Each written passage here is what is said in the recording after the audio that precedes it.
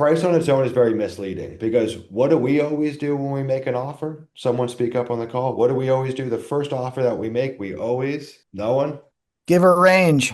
give a range, but Offer low. offer Oh, yeah. less, right? If we can pay 40, we're probably not starting at 40. We always give a little bit of a buffer. Same thing with sellers. They always start way higher. I'm willing to take 70, but I'm going to start at 120. They're just kind of sitting, it's like a sucker test. Like, are you a sucker? Will you pay this ridiculous price? So because we know that's true, their first request means nothing. Like it really means absolutely nothing. I mean, it means something, but it means very little. And I see people put too much weight on that. And then they wonder, why do I have no leads to close? Because you're DQing people preemptively. So as you get deeper into the acquisition section, or I don't even think you've unlocked that yet, but as you get into the acquisition section, you'll hear there's multiple points that we use from a pre-qualification standpoint. But one of the big ones that we use is what I call the three whys. Why do you want to sell now? Why haven't you sold later? And why not sell yourself or list with a realtor? To me, that matters more than the price they're asking for off the jump. So if you know that there's some level of distress there, or there's a shortened timeline, or there's some reason why he needs to sell off market, but he wants a retail price, I'm willing to play the long game with him and bring expectations down because I know there's motivation there. But if he doesn't check any of the three why boxes and he wants an unrealistic price, throw him on a drip campaign, move on to the next person. But when I look at this property here that sold at 9,200 an acre, it's got a driveway. It's definitely a bit nicer than ours. Looks like it's got some kind of structure on the back. It's got a gate, etc.